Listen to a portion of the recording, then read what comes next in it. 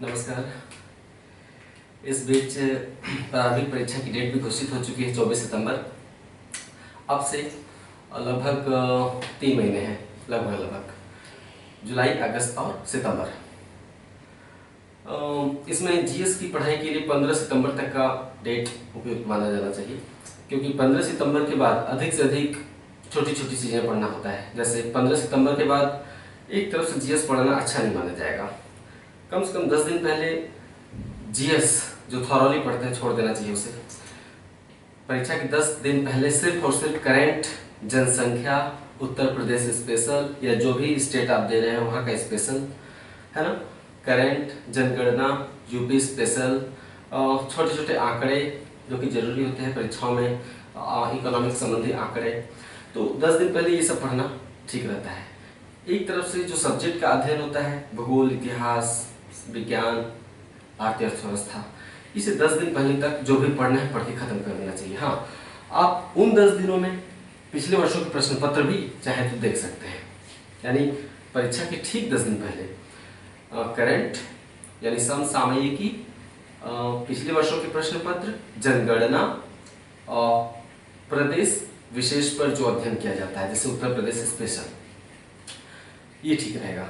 तो 15 सितंबर तक कोई विशेष चिंता की बात नहीं है।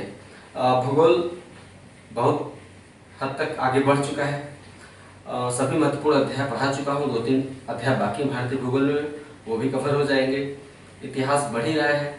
मैं कह रहा हूँ कि कम से कम 3 ठीक या 4 सब्जेक्ट अगर पर्यावरण परिस्थितिकी को भी ले लिया जाए तो तब तक पर्यावरण परिस्थितिकी भी मैं पढ़ा चुका रहूँगा। तो लगभग 3 से 4 सब्जेक्ट में पढ़ा चुका रहूँगा।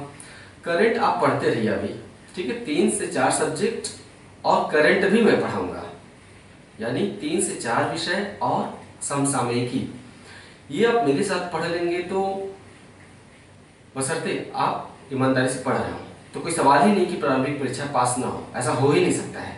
मेरा कोई भी छात्र नहीं कहेगा कि नहीं मैंने पास नहीं किया, ईमानदारी से पढ़ाई की थी। हाँ, घूम फिर रहे हैं तो दूसरी बात है। तो कम से कम 3 या 4 विषय पर अच्छा कंट्रोल, बेहतर कंट्रोल, साथ में समसामयिकी, अगर ये मेरे साथ आप तैयार कर लेंगे तो प्रीलिम से कोई डरने वाली जरूरत नहीं, डरने वाली बात नहीं है। प्रीलिम तक जीएस अच्छा कवर हो जाने का मतलब होता है कि मुख्य परीक्षा के लिए भी जीएस के लिए आपको बहुत ज्यादा परेशान होने की जरूरत नहीं है। प्रीलिम तक जीएस पर खूब मेहनत करिए, प्रीलिम के बाद जीएस से स्वतंत्र हो जाइए, केवल पिछले वर्षों के पेपर्स वगैरह देखते रहिए। प्रीलिम के बाद आपके अध्ययन का केंद्र बिंदु अधिकतर ऑप्शनल सब्जेक्ट हो जाना चाहिए। हालांकि मैं जीएस पढ़ाता ही रहूंगा, उससे मतलब नहीं है, लेकिन जो लोग तब तक मुझसे जीएस पढ़ चुके रहेंगे उनके मेहनत परिश्रम का केंद्र बिंदु सामान्य अध्ययन हो जाएगा, निबंध पेपर हो जाएगा, हिंदी हो जाएगा, जो लिखित हिंदी आती है मुख्य परीक्षा में। एक चीज और, आज मैं खनिज संसाधन पढ़ाने जा रहा हूँ, बता दूं आज से खनिज संसाधन स्टार्ट हो रहा है। उसको स्टार्ट करने से पहले कुछ जरूरी बातें हैं बता दूं। समसामयिकी प्रारंभिक परीक्षा के लिए आप पढ़ते रहिए, चिंता मत करिए। जैसे भी जिस मैगजीन से भी मार्केट में जो भी सबसे फ्रंट के मैगजीन है, सबसे ज्यादा चर्चित हैं, उनमें से कोई भी एक या चाहे तो 2 मैगजीन पढ़ते रहिए। परीक्षा के ठीक पहले वार्षिकी आएगी, ठीक है, वो भी खरीद लीजिएगा। लेकिन उसके भी बावजूद वार्षिकी में या मंथली में तमाम फालतू बातें दी रही होती हैं।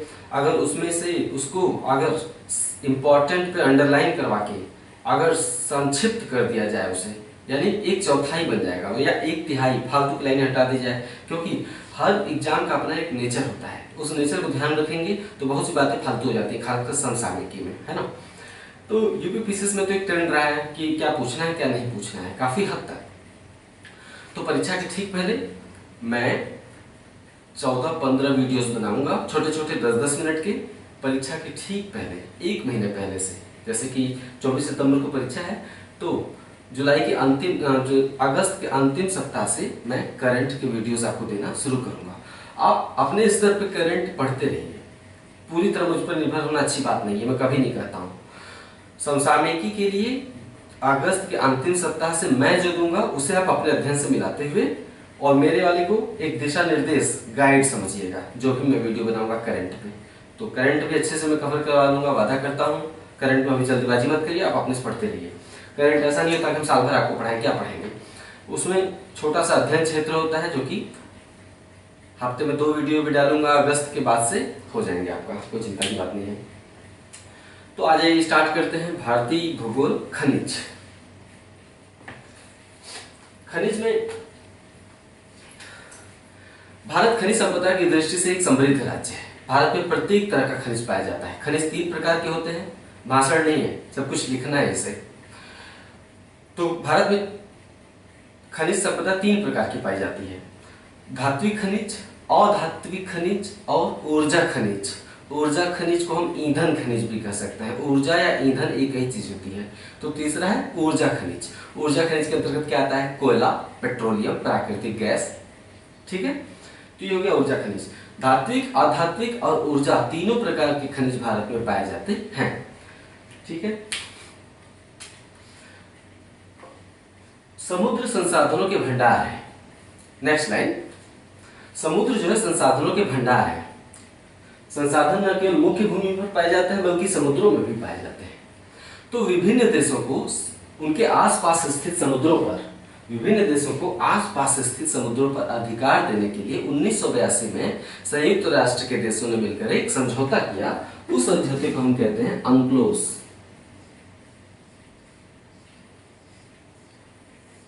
हम पढ़ा चुके हैं पहले अध्याय में, तीसरे अध्याय में, भारतीय भूगोल का जो तीसरा अध्याय उसमें इस चीज को हम बता चुके हैं। United Nation convention on the law of sea 1982 में समझौता हुआ था। इसके तहत सभी देशों को अपने आसपास के समुद्रों पर अधिकार दिया गया और विभिन्न देशों की 3 तरह की समुद्री सीमाएं निर्धारित की गई है ना। आधार रेखा से 12 समुद्री मील, फिर आगे तक 3 तरह की सीमाएं दी गई। जो अंतिम सीमा है 200 समुद्री मील तक, उसे क्या कहते हैं? अनन्य आर्थिक क्षेत्र। तो इस समझौते के तहत विभिन्न देशों को उनके तट रेखा अर्थात आधार रेखा से समुद्र में 200 समुद्री मील तक समुद्रों पर अधिकार दिया गया। इस क्षेत्र को हम कहते हैं अनन्य आर्थिक क्षेत्र। यानी कोई भी देश अपने आधार रेखा से 200 समुद्री मील तक संसाधनों का दोहन कर सकता है। इस क्षेत्र को अनन्य आर्थिक क्षेत्र कहते हैं या फिर एक्सक्लूसिव इकोनॉमिक जोन, EEZ। ठीक है, सब कुछ लिखते चलिएगा। तो इस समझौते के तहत भी भारत न केवल भारत अपनी मुख्य भूमि से संसाधनों का दोहन तो कर ही सकता है। देखिए पहला अध्याय है, हम बेस बनाते चलेंगे। बिना बेस के केवल आंकड़े पिलाना काम नहीं देने वाला है। जब तक समझ नहीं विकसित होगी तब आप किसी किताब से रट लीजिए, लेकिन अगर आपको मेरे साथ पढ़ना है तो समझना ही पड़ेगा। इसके अलावा कोई उपाय भी नहीं है। शॉर्टकट्स की पढ़ाई से आप लोगों ने देख चुका है क्या होता है, मैं भी देख चुका हूँ। आराम से पढ़िए। तो भारत अपने मुख्य भूमि पर तो संसाधनों का दोहन कर ही सकता है। साथ ही इस समझौते के तहत भारत अपने आधार रेखा से 200 समुद्री मील तक भी समुद्री संसाधनों का दोहन कर सकता है। ठीक है, नेक्स्ट पॉइंट, किसी भी देश के तट रेखा के आसपास स्थित छिछले समुद्र को अपतट कहते हैं। तट रेखा से आसपास स्थित छिछले समुद्र को अपतट कहते हैं। अपतट या तट के समीप स्थित छिछले सागर को अपतट कहते हैं। इंग्लिश में ऑफ शोर कहते हैं। तट, ये हो गया तट, और समुद्र में जो छिछला क्षेत्र है उसे कहते हैं अपतट। तट, अपतट। ठीक है, जो डूबा हुआ, जल में डूबा हुआ क्षेत्र छिछला, अपतट। अपतट की पहचान कैसे होगी? जब आप मानचित्र देखते हैं, चाहे दीवार में टंगा हो चाहे आपके एटलस में दिया हो, गहरे समुद्री क्षेत्रों को नीले कलर से दर्शाया जाता है। डार्क ब्लू, गहरे नीले रंग से दर्शाया जाता है। जहां मेरियाना ट्रेंच है वहां जाके देखेंगे तो वहां का समुद्री क्षेत्र और ज्यादा नीला दिखाया गया है। ठीक है, सामान्य सागर को नीला दिखाया जाता है, लेकिन तट के आसपास जो छिछला समुद्री क्षेत्र होता है, एकदम छिछला होता है, इसे आसमानी कलर का दिखाया जाता है। ठीक है, आसमानी मतलब कि जैसे ही ये डस्टर क्या है, मानचित्र में समुद्र को इस डस्टर के कलर का दिखाया जाता है, लेकिन तट के आसपास स्थित समुद्री क्षेत्र को मेरे शर्ट के कलर का दिखाया जाता है। मतलब हल्का नीला मतलब छिछला, और गहरा नीला मतलब ज्यादा गहरा। आप एटलस से अपने मानचित्र में देख सकते हैं, तो आप देखेंगे कि तट के आसपास जो छिछला समुद्र है उसे आसमानी कलर का दिखाया गया है। इससे भी सिद्ध होता है कि तट के आसपास अचानक गहराई नहीं बढ़ जाती है, गहराई बहुत धीरे धीरे बढ़ती है और लगभग 200-300 किलोमीटर तक बहुत ही छिछला तट होता है ना। तो जो अपतट होते हैं, भारत अपने आधार रेखा से 200 समुद्री मील EEZ तक के अपतटीय क्षेत्र से संसाधनों का दोहन कर सकता है। अपतटीय क्षेत्र से अपतट खनिज संसाधनों के भंडार होते हैं जो हमारे देश में, नेक्स्ट पॉइंट, हमारे देश में जो धात्विक खनिज है वो मुख्य भूमि से प्राप्त होते हैं। अधात्विक खनिज, अरे जैसे चूना पत्थर, बलुआ पत्थर, संगमरमर, अधात्विक खनिज मुख्य भूमि से प्राप्त होते हैं। ईंधन खनिजों में भी कोयला मुख्य भूमि से ही प्राप्त होता है। आपने कहीं पढ़ा है कि कोयला समुद्र से निकाला गया? नहीं, समुद्र में सब कुछ है, लेकिन अभी बहुत ज्यादा हस्तक्षेप समुद्रों में नहीं किया गया है, क्योंकि अभी भी समुद्र पूरी तरह से प्राकृतिक क्षेत्र है। समुद्रों में हस्तक्षेप इतना ही है कि या तो पेट्रोलियम निकाल लिया जाता है, या फिर मछली मार ली जाती है, या फिर ऊपर से जहाज गुजरते हैं तो कभी कभी तेल रिसाव हो जाता है। समुद्र एक बहुत ही संवेदनशील क्षेत्र है। अभी इंसान मुख्य भूमि से काम चला रहा है। समुद्रों में बहुत ज्यादा इंसान नहीं उतरना चाहता है। समुद्रों में उतरने का अर्थ होगा विनाश, इसलिए समुद्रों में बहुत ज्यादा इंटरफेयर नहीं किया गया है। तो समुद्रों में सब कुछ है, लेकिन अभी भी धात्विक खनिज, अधात्विक खनिज और ईंधन खनिजों में भी कोयला मुख्य भूमि से ही निकाला जाता है। किसी भी देश में जाइए ऐसा ही होता है। लेकिन ईंधन खनिजों में पेट्रोलियम और प्राकृतिक गैस, हमारे देश का पेट्रोलियम और प्राकृतिक गैस का अधिकतर भाग अपतट से निकाला जाता है। यानी हमारे देश में जो भी पेट्रोलियम का उत्खनन होता है, खुदाई होती है, कुएं पेट्रोलियम के, मुख्य भूमि से उतना नहीं निकाला जाता है जितना कि अपतट से निकाला जाता है। ठीक, नोट कर लिया। उदाहरण के लिए हमारे देश के कुल पेट्रोलियम उत्पादन का 60% से भी अधिक भाग, या देश का 60% पेट्रोलियम उत्पादन मुंबई हाई से होता है। अरब सागरीय अपतट में स्थित मुंबई हाई से होता है। हमारे देश का 60% से भी अधिक पेट्रोलियम उत्पादन अरब सागरीय अपतट पर स्थित मुंबई हाई से होता है। Next point, Mumbai high Mumbai के पास अरब सागर में स्थित एक अपतटीय क्षेत्र है। मुंबई के पास अरब सागर में स्थित एक अपतटीय क्षेत्र है। इसी प्रकार गोदावरी कृष्णा बेसिन के मुहाने पर स्थित रावा अपतट, गोदावरी कृष्णा बेसिन के मुहाने पर स्थित या आंध्र प्रदेश तट पर स्थित रावा अपतट भी पेट्रोलियम का भंडार है। यहाँ पे संभावनाएं भी तलाशी जा रही हैं। उतना बड़े पैमाने पर भी तेल का निकालना, दोहन अभी संभव नहीं हुआ है, संभावनाएं तलाशी जा रही है।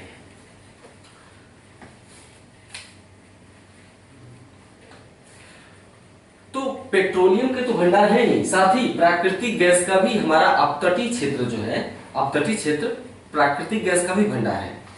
सवाल आपसे पूछा जाएगा कि सबसे ज्यादा प्राकृतिक गैस कहां से प्राप्त होता है? गुजरात से, आंध्र प्रदेश से, मुंबई हाई से, असम से। आपका उत्तर सीधा सीधा होगा मुंबई हाई से।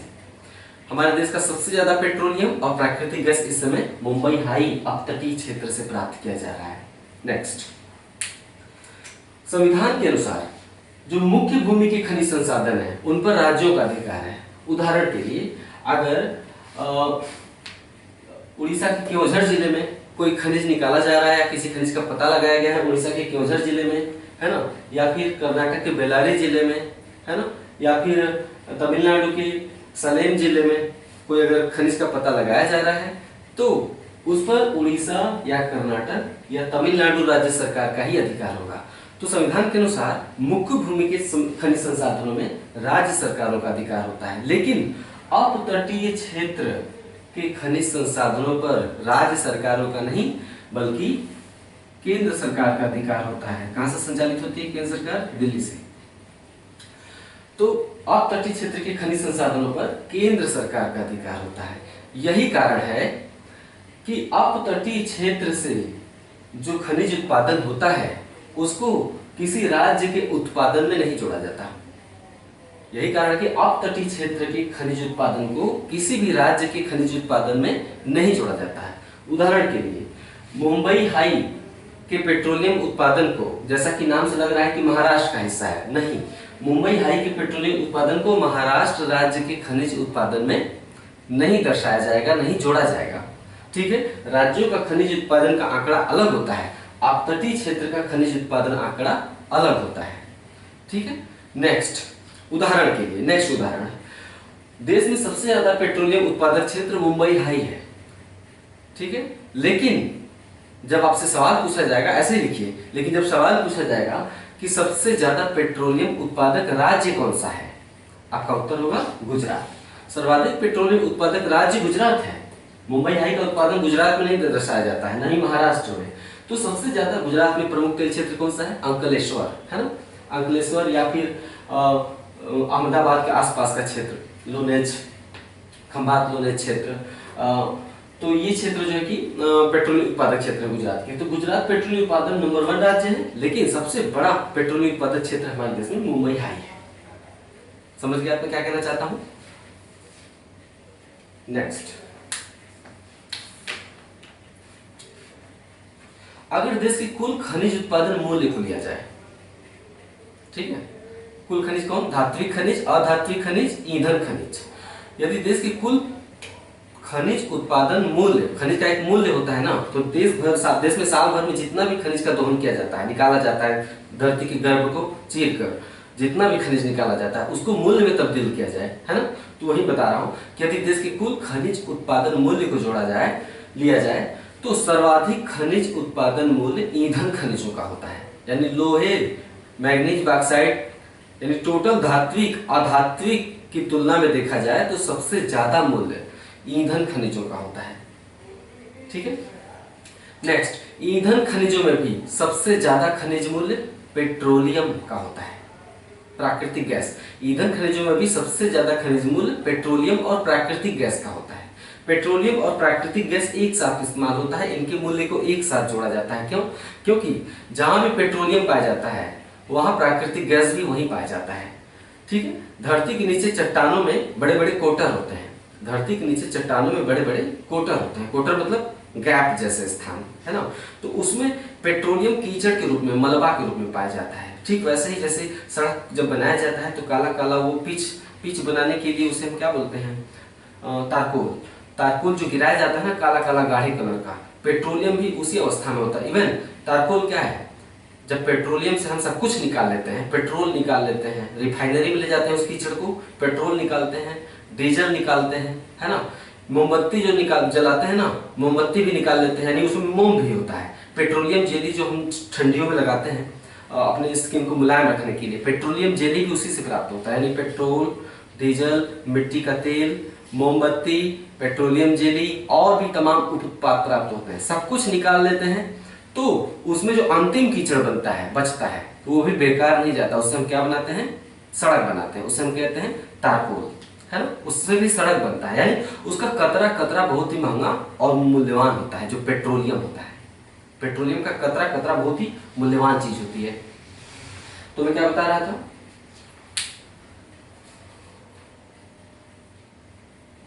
हाँ, तो सबसे ज्यादा मैं बता रहा था कि जहां पेट्रोलियम मिलता है वहीं पर प्राकृतिक गैस भी पाया जाता है। पेट्रोलियम लिक्विड के रूप में होता है, उसके ऊपर एक गैस तैरती रहती है हमेशा, है ना। जहां पे पेट्रोलियम का कुएं में भंडार है उसके ऊपर हमेशा गैस तैरती रहती है धरती के नीचे चट्टानी कोटरों में।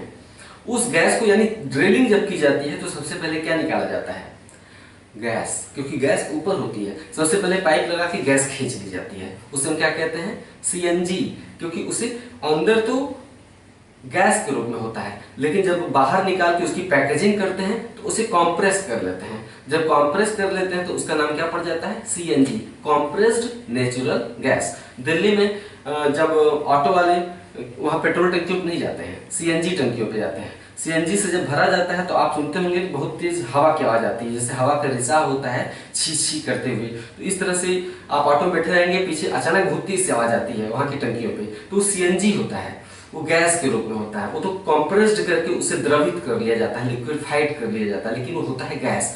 तो वो पेट्रोलियम के ऊपर तैरता रहता है, पहले उसे खींच लिया जाता है सीएनजी को, है ना। उसके बाद पेट्रोलियम निकाला जाता है, पेट्रोलियम की रिफाइनरी ले जाते हैं, रिफाइनरी में पहले पेट्रोल, उसे छाना जाता है। कई स्तर होते हैं छानने के, सबसे महंगी चीज पहले प्राप्त की जाती है, पेट्रोलियम सबसे महंगी चीज पेट्रोल होता है, फिर डीजल, फिर मिट्टी का तेल सस्ती होती है, उसके बाद फिर मोम निकालते हैं, है ना। मोम के बाद फिर पेट्रोलियम जेली, मोम का ही उत्कृष्ट रूप होता है पेट्रोलियम जेली, थोड़ी मुलायम होती है, ये सब उससे प्राप्त किया जाता है, ठीक है। नेक्स्ट, हाँ, तो ईंधन खनिजों में भी सबसे ज्यादा मूल्य किसका होता है, पेट्रोलियम और प्राकृतिक गैस का होता है। नेक्स्ट पॉइंट, वही अगर देश के कुल खनिज उत्पादन मूल्य को, वही देश के कुल खनिज उत्पादन मूल्य को अगर राज्यों के हिसाब से देखा जाए कि किस राज्य का खनिज उत्पादन मूल्य सबसे ज्यादा है ना, वही देश के कुल खनिज उत्पादन मूल्य को मुख्य भूमि और अपतटीय क्षेत्र के दृष्टिकोण से देखा जाए तो हमारे देश में अपतटीय क्षेत्र के खनिज उत्पादन का मूल्य, अपतटीय क्षेत्र के खनिज उत्पादन का मूल्य देश के किसी भी राज्य की तुलना में सर्वाधिक है। अपतटीय क्षेत्र के खनिज उत्पादन का मूल्य भारत के किसी भी राज्य की तुलना में सर्वाधिक है, यानी किसी भी राज्य में जितना खनिज उत्पादन होता है उससे भी ज्यादा मूल्य हमारे अपतटीय क्षेत्र का है। नेक्स्ट पॉइंट, अपतटीय क्षेत्र के बाद सर्वाधिक खनिज उत्पादन मूल्य, अपतटीय क्षेत्र के बाद राज्यों में सर्वाधिक खनिज उत्पादन मूल्य उड़ीसा राज्य का है। यानी हमारे 29 राज्यों में कौन से राज्य में सबसे ज्यादा मूल्य का खनिज उत्पादन होता है? उड़ीसा राज्य में होता है ना। उड़ीसा में सब कुछ मिलता है, कोयला भी मिलता है, लोहा भी मिलता है, मैग्नीज भी मिलता है, बॉक्साइट भी मिलती है, निकल क्रोमियम भी मिलता है, हर धातु उड़ीसा में प्राप्त होती है। लेकिन उसके बावजूद उड़ीसा एक विकसित राज्य नहीं है, उड़ीसा से ज्यादा विकसित महाराष्ट्र है ना, पंजाब है, जबकि पंजाब में कोई खनिज नहीं मिलता है। यानी उड़ीसा के संसाधनों का दोहन हो गया है, दूसरे राज्यों में चला जाता है, निकाला जाता है, दूसरे राज्यों में चला जाता है। उड़ीसा अपने खनिजों का पर्याप्त उपयोग नहीं कर पाया है। हमारे देश में जो भी खनिज उत्पादन क्षेत्र पिछड़े हैं, झारखंड भी पिछड़ा है, उड़ीसा भी पिछड़ा है, छत्तीसगढ़ भी पिछड़ा है, जबकि यही सबसे बड़ी खनिज पेटी है। इस पर भी चर्चा होगी कभी। और हाँ, राज्यों में उड़ीसा सबसे ज्यादा खनिज उत्पादन मूल्य अपतटीय क्षेत्र का, राज्यों में उड़ीसा का, उड़ीसा के बाद सबसे ज्यादा खनिज उत्पादन मूल्य झारखंड का होता है।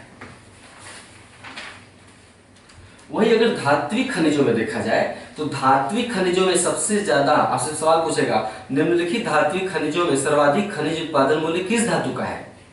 लोहे का है। सबसे महंगा सोना होता है, लेकिन सोना हमारे देश में है ही कहाँ, केवल कोलार और हट्टी की खानों से प्राप्त होता है, जबकि लोहा बड़ी मात्रा में प्राप्त होता है हमारे देश से। हमारा देश लोहे का चौथा सबसे बड़ा उत्पादक देश है और हमारा देश अपने अधिकांश लोहे को निर्यात कर देता है, यानी अपनी खपत तो पूरी करता ही है, साथ में निर्यात कर देता है। कहाँ जाता है हमारे देश का लोहा?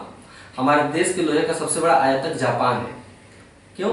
क्योंकि जापान में बिल्कुल भी लोहा नहीं होता है, जापान में लोहा होता ही नहीं है। जापान अपना अधिकतर लोहा विदेशों से मंगाता है, उससे इस्पात बनाता है। क्या बनाता है? स्टील बनाता है, और स्टील बनाकर फिर बेच देता है दूसरे देशों को। यानी जो लोहा इस्पात उद्योग इंडस्ट्री डेवलप कर लिया है जापान ने, दूसरे देशों से कच्चा लोहा मंगाता है, अपना स्टील बनाता है और फिर उन्हीं देशों को बेच देता है। क्यों?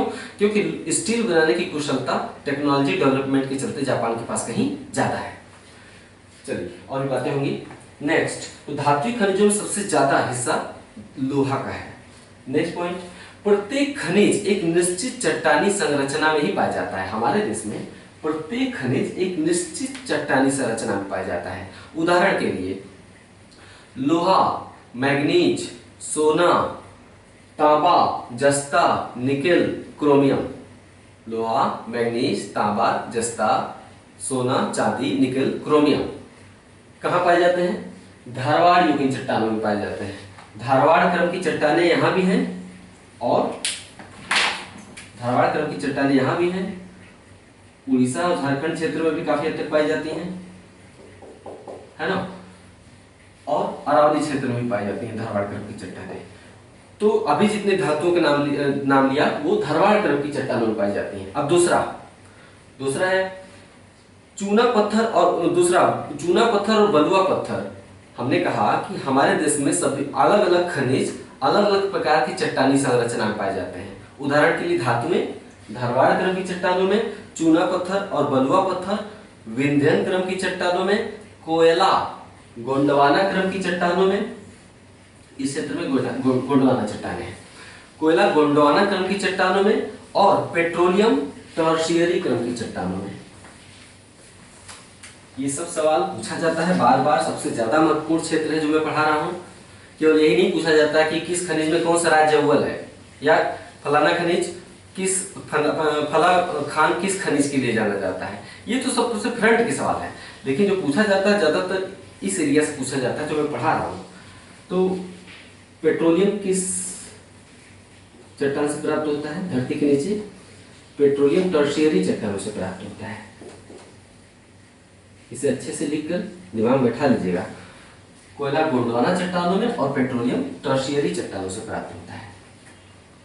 नेक्स्ट, हमारे देश के अधिकतर जो खनिज संसाधन है, हमारे देश का अधिकतर खनिज संसाधन प्रायद्वीपीय भारत के पठारी संरचना में पाया जाता है। हमारे देश का अधिकतर खनिज संसाधन कहाँ पाया जाता है? प्रायद्वीपीय भारत के पठारी संरचना में पाया जाता है।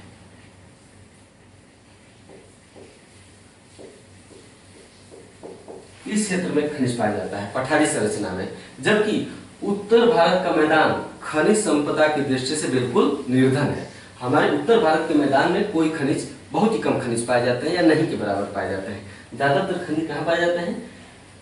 प्रायद्वीपीय भारत के पठारी संरचना में पाए जाते हैं। नेक्स्ट पॉइंट, भारत में अलग अलग क्षेत्रों में बहुत सी खनिज पेटियां हैं, लेकिन छोटा नागपुर खनिज पेटी जो गोंडवाना चट्टानों का क्षेत्र है, वो छोटा नागपुर पठार के अंतर्गत ही आता है।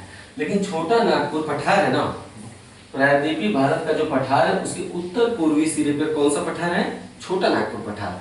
हमारे देश में अलग अलग क्षेत्रों में कई खनिज पेटियां हैं, है ना, जैसे धारवाड़ खनिज पेटी है ना, अरावली खनिज पेटी। तो लेकिन इनमें से सबसे ज्यादा महत्वपूर्ण और सबसे समृद्ध खनिज पेटी छोटा नागपुर खनिज पेटी है।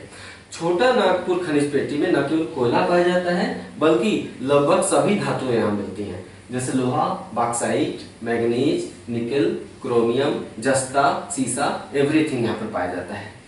नेक्स्ट पॉइंट, यही कारण है कि छोटा नागपुर खनिज पेटी को भारत का रूर प्रदेश, रूर जर्मनी का एक क्षेत्र है रूर, जो कि खनिज संपदा की दृष्टि से बहुत समृद्ध है।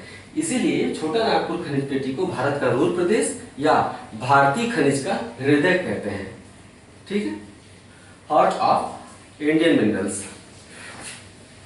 हाँ, खनिज 3 प्रकार के होते हैं, प्रारंभ में भी बताया था, फिर बता रहा हूं। धात्विक खनिज, अधात्विक खनिज और ईंधन खनिज या ऊर्जा खनिज। धात्विक खनिज भी 2 प्रकार के होते हैं, लौह खनिज, अलौह खनिज। धात्विक खनिज भी 2 प्रकार के होते हैं, एक लौह खनिज, लौह या लोहांश, यानी जिसमें लोहे का अंश मिलता है, और दूसरा है अलौह, यानी जिसमें लोहे के अंश नहीं पाए जाते। धात्विक खनिज भी 2 प्रकार के होते हैं, लौह या लोहांश और दूसरा अलौह। लौह या लोहांश के अंतर्गत आपका आता है लौह अयस्क, मैग्नीज, निकल क्रोमियम, कोबाल्ट, टंगस्टन, मॉलिब्डेनम और वैनेडियम। फिर से रिपीट कर रहा हूं, लौह खनिज में आते हैं लौह अयस्क, मैग्नीज, निकल, क्रोमियम, कोबाल्ट, टंगस्टन, मॉलिब्डेनम और वैनेडियम। इसे रटना होगा। अलौह धातुओं के अंतर्गत आते हैं सीसा, जस्ता, तांबा, बॉक्साइट और प्लेटिनम। अलौह धातुओं में क्या कहते हैं? फिर से बताते रहा हूं, सीसा, जस्ता, तांबा, बॉक्साइट और प्लेटिनम, ये अलौह धातुओं के अंतर्गत आते हैं। वहीं ईंधन खनिजों के अंतर्गत कोयला, पेट्रोलियम, प्राकृतिक गैस और आणविक खनिजों को शामिल किया जाता है। जो परमाणु खनिज होते हैं जैसे यूरेनियम को शामिल किया जाता है। ये हो गया खनिज, भारत में खनिज संपदा का पहला वीडियो। ये हो गया आपका बेस। अगर बेस को आपने अच्छे से लिख कर तैयार कर लिया तो अगले चैप्टर आपको आराम से समझ में आएंगे। खनिज में अगले चैप्टर कौन कौन से होंगे? धात्विक खनिज होगा, उसके बाद अधात्विक खनिज होगा, उसके बाद ईंधन खनिज में कोयला अलग से पढ़ाएंगे, पेट्रोलियम अलग से पढ़ाएंगे, प्राकृतिक गैस अलग से पढ़ाएंगे। ये एक विशाल चैप्टर है और सवाल भी यहाँ से खूब जमकर पूछे जाते हैं। आर्थिक भूगोल का ये हिस्सा है, सवाल यहाँ से जमकर पूछे जाते हैं, परीक्षा कोई भी हो और कोई भी परीक्षा हो, हर परीक्षा की आवश्यकता के हिसाब से पढ़ा रहा हूँ। ओके, तो आप इसी तरह से जुड़े रहिए। और चूंकि अब 24 सितंबर को परीक्षा है तो मैं पढ़ाने के साथ साथ छोटे छोटे टिप्स आपके साथ साझा करता रहूंगा ताकि 24 सितंबर का दिन बर्बाद न जाए। तो जैसे अभी बताया कि करंट अपने स्तर पर पढ़ते रहिए आप। लास्ट में करंट में कवर करवाऊंगा, जब 1 महीना रह जाएंगे तो मैं अच्छे से करंट कवर करवाऊंगा और वादा है कम से कम 3 या 4 सब्जेक्ट पूरी तरह से कंप्लीट करूंगा 24 सितंबर तक, रुकेगा नहीं। और जनगणना के लिए मैं अलग से करवा दूंगा। जो सेंसस होता है 2011 की जनगणना के आंकड़े, उसके सभी महत्वपूर्ण आंकड़े मैं आपको अलग से दे दूंगा। अभी धैर्य रखिए, परीक्षा जब नजदीक रह जाएगी तो मैं आपको छोटी छोटी बहुत सी चीजें दूंगा, छोटी छोटी, जहां से सवाल पुटअप होते हैं, उठाए जाते हैं। तो आज के लिए इजाजत दीजिए, अगले वीडियो में जल्दी हाजिर होता हूँ। प्रयास करूंगा कि कोई गैप ना हो इसमें। नमस्कार।